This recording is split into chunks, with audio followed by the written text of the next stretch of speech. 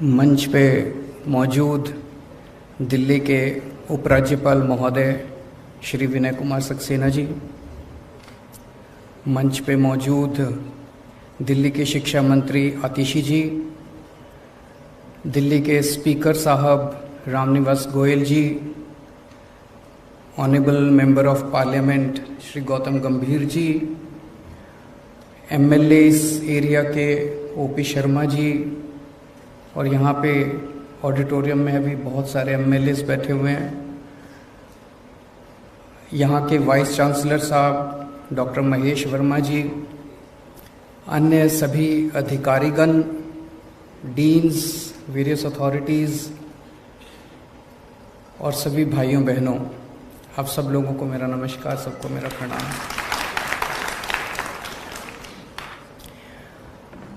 आज IP university का ये ईस्ट कैंपस देश को समर्पित किया जा रहा है। अभी हम सब लोगों ने इस कैंपस को घूम के देखा। इतनी शानदार फैसिलिटीज़, इतना खूबसूरत कैंपस, ये कहना गलत नहीं होगा कि आर्किटेक्चरल पॉइंट ऑफ व्यू से और फैसिलिटीज़ के पॉइंट ऑफ व्यू से perhaps this can be counted as one of the best campuses in the country.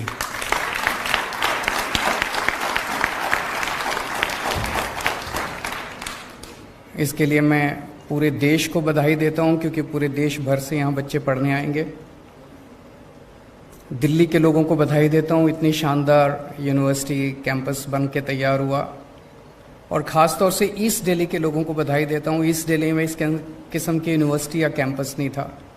सब लोगों का मैं बहुत बहुत बधाई देता हूं। ओपी शर्मा जी को बधाई देता हूं, उनकी विधानसभा में ये कैंपस तैयार हुआ। इस तरह की यूनिवर्सिटी जब बनती है, यहाँ पे 2500 बच्चे पढ़ेंगे लगभग, इसकी कैपेसिटी 2500 बच्चे होंगे। इस तरह की जब यूनिवर्सिटी बनती है तो आसपास की अर्थव्यवस्था को भी बहुत ज़्यादा फ़ायदा होता है। बच्चे आएंगे, रहेंगे, हॉस्टल में रहेंगे, खूब सारी आसपास दुकानें खुलेंगी, कई लोगों को रोज़गार मिलेगा। इसका जो कास्केडिंग इफेक्ट है वो बहुत ज़्यादा होता है। तो इस पर्टिकुलर विधानसभा को अर्थव्यवस्था के पॉइंट ऑफ व्यू से बहुत ज़्यादा फ़ायदा होगा। जैसे अभी मेरी कुलीग आतिशी जी ने बताया कि दिल्ली में शिक्षा के क्षेत्र में पिछले 7-8 सालों में काफ़ी ज़्यादा बदलाव आए हैं। एक तरह से पहले हमारे देश के अंदर एक तरह से 2 किस्म का शिक्षा व्यवस्था है। एक सरकारी स्कूल होते हैं, एक प्राइवेट स्कूल होते हैं। अगर आपके पास पैसा है तो आप अपने बच्चे को प्राइवेट में भेजते हो। अगर आपके पास पैसा नहीं है, गरीब हो, रिक्शा वाले हो, मजदूर हो, तो आप अपने बच्चे को मजबूरी में सरकारी स्कूलों में भेजा करते थे। सरकारी स्कूलों में पढ़ाई बहुत ख़राब होती थी। लेकिन पिछले 7-8 साल में सरकारी स्कूलों में बहुत बड़ा बदलाव आया है, जो नतीजों से भी दिखाई देता है और इंफ्रास्ट्रक्चर से भी दिखाई देता है। वो एक सेक्टर था स्कूली शिक्षा, और फिर स्कूल के बाद 12वीं के ऊपर वाली शिक्षा। तो 12वीं तक की शिक्षा में तो हमने एक तरह से दिल्ली में एक मॉडल तैयार कर दिया, एक तरह से एक सिस्टम तैयार कर दिया। भाई अब दिल्ली के सरकारी स्कूल बहुत अच्छे कर दिए, नतीजे भी 97। कोई बात नहीं, बाद में बोल लेना, हाथ जोड़ के।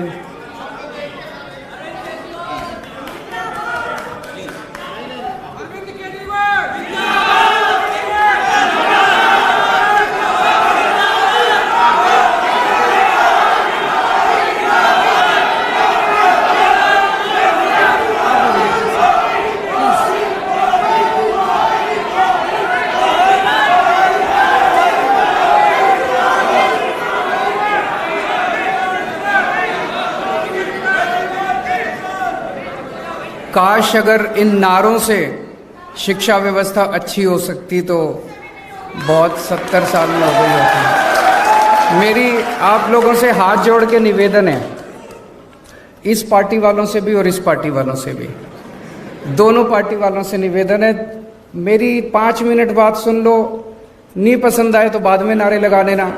एक बार ही बोल तो तो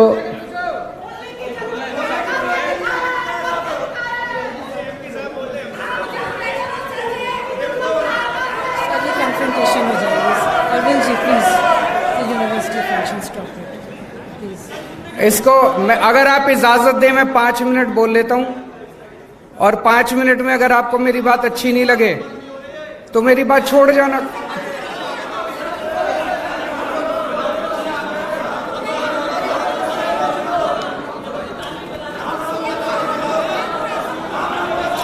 एक मिनट, अब बैठ जाओ, सब लोग बैठ जाओ, सब लोग बैठ जाओ, बैठ जाओ, सब लोग बैठ जाओ, बैठ जाओ, सब लोग बैठ जाओ, सब लोग बैठ जाओ।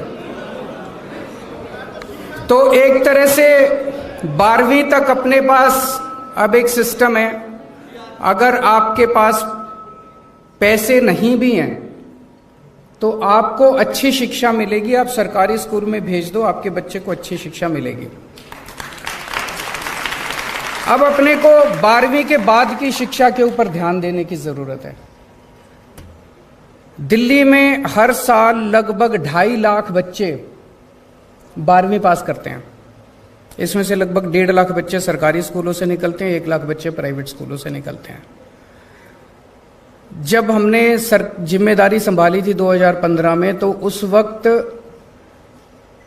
12वीं के बाद सारे कॉलेजेस मिला के, और डीयू का भी एक स्टेटिस्टिक्स लिया गया। डीयू में जैसे जो दिल्ली सरकार की यूनिवर्सिटीज हैं, उनमें तो 85% सीट जो हैं वो दिल्ली के बच्चों के लिए रिजर्व हैं, लेकिन डीयू के अंदर सीटें रिजर्व नहीं है। तो एक एस्टीमेट बनाया गया भी दिल्ली के बच्चों को कितने एडमिशन होते हैं दिल्ली यूनिवर्सिटी में, वो सारा मिला लिया जाए तो एक रफ एस्टीमेट ये है कि 2.5 लाख में से 1.1 लाख बच्चों के लिए दिल्ली में सीट अवेलेबल थी। तो एक तरह से 1.4 लाख बच्चों का डेफिसिट था। पिछले 7-8 साल के बाद अंदर ये 1.1 लाख से हम इसको 1.5 लाख तक ले जा पाए हैं। आज 1.5 लाख बच्चों के लिए 12वीं के बाद सीट अवेलेबल है। अभी भी 1 लाख का डेफिसिट है, हमें अभी 1 लाख और बच्चों के लिए सीट्स क्रिएट करने की जरूरत है। लेकिन सबसे बड़ी इशू उठता है, और वो ये है कि पढ़ने लिख के बाद भी अगर नौकरी नहीं मिले तो फिर एक मन में प्रश्न तो उठता है कि क्या शिक्षा सार्थक थी जो हमने पढ़ाई लिखाई की, अपर एजुकेशन। आज सबसे इंपॉर्टेंट चीज एक युवा के सामने यही है, jobs, jobs, jobs and jobs. अगर जॉब्स नहीं मिलेंगे, पढ़े लिखे हाथ में डिग्री लेके घूमने से कोई फायदा नहीं है। और ये सारा सिस्टम 1830 ईस्वी में मैकॉले ने बनाया था। उसके पहले जो भी भारतीय सिस्टम था, हमारे देश में एजुकेशन का सिस्टम था, जो मैंने पढ़ा है बताते हैं बहुत अच्छा सिस्टम था। अंग्रेजों के आने के पहले गांव-गांव के अंदर स्कूल थे, जो आचार्य का सिस्टम था, चाहे राजा का बेटा हो चाहे रंग का बेटा हो, सारे एक ही साथ स्कूल में आके रहते थे। और फिर इन्होंने सारा हमारा एजुकेशन सिस्टम तहस नहस कर दिया अंग्रेजों ने आके 1830s के अंदर मैकॉले ने और उन्होंने जो शिक्षा व्यवस्था बनाई, वो शिक्षा व्यवस्था भारत के लिए नहीं बनाई थी। वो सारी शिक्षा व्यवस्था उन लोगों ने बनाई थी क्लर्क पैदा करने के लिए, कि पढ़े लिखे क्लर्क पैदा होंगे और वो अंग्रेजों की सेवा करेंगे। अनफॉर्चुनेटली आजादी के बाद हमने इसमें शिक्षा व्यवस्था में मूलचूल परिवर्तन नहीं किया। आज वही शिक्षा व्यवस्था चल रही है। हम बीए करते हैं, हम बीकॉम करते हैं, हम ये डिग्री फलानी डिग्री बीएससी करते हैं, नौकरी नहीं मिलती। तो नौकरी नहीं मिलती, फिर डिग्री करने का क्या फायदा। अब हमें कुछ ना कुछ करके हम लोगों को ऐसी शिक्षा देनी पड़ेगी जो कि अल्टीमेटली आपको रोजगार दिलवाए। मैं अभी पढ़ रहा था, मैं अभी डॉक्टर साहब से डिस्कस कर रहा था, यहां पे अब जो शिक्षा देने का प्लान किया जा रहा है, वो लग रहा है कि शायद यहाँ पे डिज़ाइन के ऊपर आपको सिखाया जाएगा, ऑटोमेशन पे सिखाया जाएगा, आर्टिफिशियल इंटेलिजेंस पे सिखाया जाएगा, रोबोटिक्स पे सिखाया जाएगा, इनोवेशन पे सिखाया जाएगा, मशीन लर्निंग पे सिखाया जाएगा, डेटा मैनेजमेंट पे सिखाया जाएगा।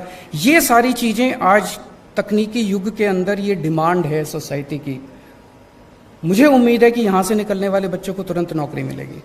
लेकिन मेरा यह मानना है कि हर यूनिवर्सिटी के वाइस चांसलर की अकाउंटेबिलिटी इसी बात से फिक्स होनी चाहिए कि आपके निकलने वाले कितने बच्चों को नौकरी मिली, यह जरूरी होना चाहिए, सबसे इंपॉर्टेंट है। अब मैं इस पे एक चीज आप लोगों के सामने रखना चाहता हूं। नौकरियों की कमी है, सारे बच्चे अगर निकल के नौकरियां ढूंढने लग गए तो नौकरियां नहीं है इस देश के अंदर। हम बार बार ये कहते हैं कि हमें नौकरी ढूंढने वाला नहीं, नौकरी देने वाला बनना है। उस दिशा में अब अपने को अपनी शिक्षा व्यवस्था को ले जाना पड़ेगा। इसका एक छोटा सा प्रयास दिल्ली सरकार में हम लोगों ने किया। 11वीं और 12वीं के बच्चों को हम लोगों ने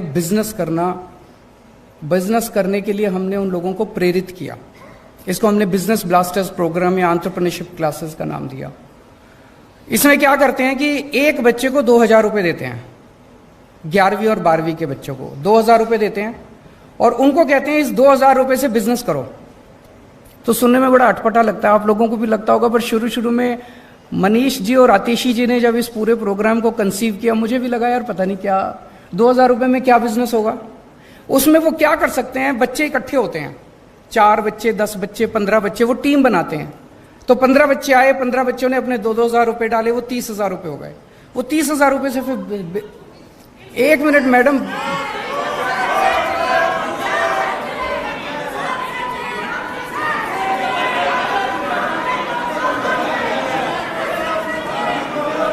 अगर ऐसे डिस्टर्ब करेंगे तो हम बात ही नहीं कर सकते फिर।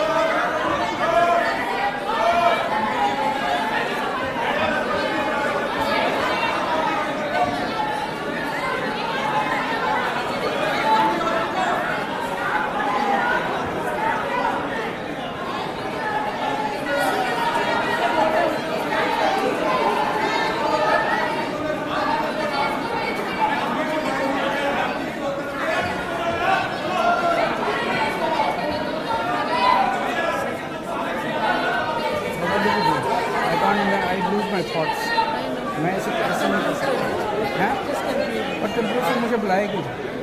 अगर मुझे कंक्लूड ही करना, सुनना ही नहीं है तो मुझे बुलाए किस लिए? आप तो चुप करा सकते हैं, आपकी सुनेंगे, इधर वाले तो सुनेंगे नहीं, ये तो तभी उठ रहे हैं जब वो उठ रहे हैं।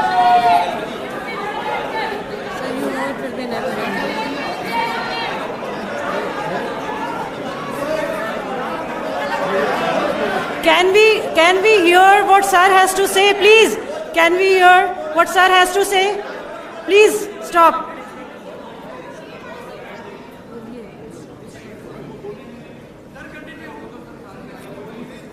मेरे हो सकता है आप लोगों को कुछ आइडियाज पसंद ना आए, हो सकता है आप लोगों को ये लगे कि केजरीवाल जो बोल रहा है वो सच नहीं है, हो सकता है। मेरी आपसे हाथ जोड़ के विनती है, 5 मिनट मुझे कंप्लीट कर लेने दीजिए, है ना? उसके बाद आपने जो टिप्पणी करनी है टिप्पणी कर लीजिएगा, लेकिन किसी वक्ता को इस तरह से बीच में बार बार टीका टिप्पणी करना मुझे लगता है अच्छी बात नहीं है। तो आप लोगों से हाथ जोड़ के विनती है, इस देश के अंदर जनतंत्र है, बोलने का अधिकार तो सबको है। मैं किसी को गाली गलौच नहीं कर रहा, मैं अच्छी बातें कर रहा हूं। पसंद आए तो ठीक है, नहीं पसंद आए तो ना सही। एक मिनट, नहीं, 1 मिनट, बस। सो मैं ये कह रहा था कि 2-2 हजार रुपए देते हैं, तो उसमें मान लो 10 बच्चे इकट्ठे हुए 20,000 रुपए हो गए, 15 बच्चे इकट्ठे हुए 30,000 रुपए हो गए।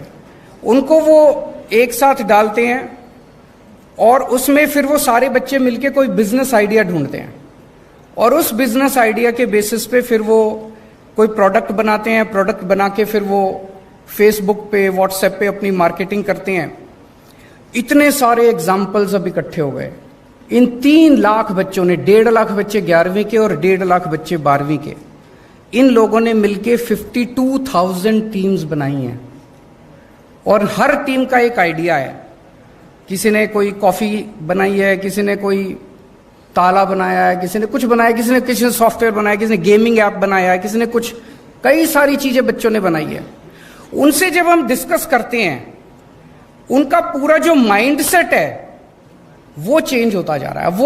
वो सोचते जो है, वो ये सोचते हैं मैं क्या बिजनेस करूंगा, फिर कैसे करूंगा, फिर मार्केटिंग कैसे करूंगा, मैं फिर फाइनेंस कहां से लाऊंगा। पूरा उनका माइंडसेट चेंज होता जा रहा है। मेरा अपना ये मानना है कि अगर हम ये बिजनेस ब्लास्टर्स या एंटरप्रेन्योरशिप क्लासेस अगर कॉलेजेस के अंदर शुरू कर दें, मान लीजिए प्री फाइनल ईयर, सेमीफाइनल 1 साल पहले से 2 साल के लिए अगर हम इसको कर दें, तो जो पास आउट होने वाले बच्चे हैं, वो पास आउट होने वाले, जैसे अभी हम एक लैब में लेके गए, वहां पे कुछ गणेश जी एक प्रोडक्ट दिखाया। Now there is absolutely no reason कि इस तरह के प्रोडक्ट्स की मार्केटिंग और इस तरह के बिजनेस आइडियाज, इसको एक बिजनेस आइडिया के रूप में क्यों नहीं सोचा जा सकता। तो अगर हम ये बिजनेस कि मुझे बाहर निकल के बिजनेस करना है, मुझे बाहर निकल के बिजनेस करना है, अगर 50% बच्चों ने भी निकलने के बाद बिजनेस करना चालू कर दिया, बाकी 50% को तो यही नौकरी दे देंगे। मुझे लगता है अब हमें इसी दिशा के अंदर जाना पड़ेगा। और एक मैं ये आतिशी जी से भी और डॉक्टर वर्मा से भी ये निवेदन करना चाहूंगा कि इस दिशा के अंदर सोचना चालू करें कि कॉलेजेस के बच्चों को भी हम एंटरप्रेन्योरशिप क्लासेस की तरफ लेके जाएं। दूसरा, हमें एक सर्वे करने की जरूरत है कि हमारे दिल्ली के पिछले 6-7 साल में जो बच्चे 12वीं करके निकले, वो फिर कहाँ गए? उनमें से कितने लोगों ने पढ़ाई छोड़ दी, कितने लोग दिल्ली के बाहर पढ़ने गए, कितने लोग दिल्ली में पढ़ रहे हैं, कौन क्या कर रहा है। अगर इसका अपने को एक डेटा मिलेगा तो इसमें हम देख सकते हैं कि किस चीज की सबसे ज्यादा डिमांड है और उस सेक्टर के अंदर हम और ज्यादा फैसिलिटीज खोल सकते हैं। मैं फिर से एक बार दिल्ली के लोगों को, देश के लोगों को बहुत बहुत बधाई देता हूं, इतना शानदार कैंपस बना। और मैं उम्मीद करता हूं कि आईपी यूनिवर्सिटी पहले तो देश की टॉप 10 यूनिवर्सिटीज में आएगी और फिर एक समय आएगा जब दुनिया की टॉप 10 यूनिवर्सिटीज में आएगी।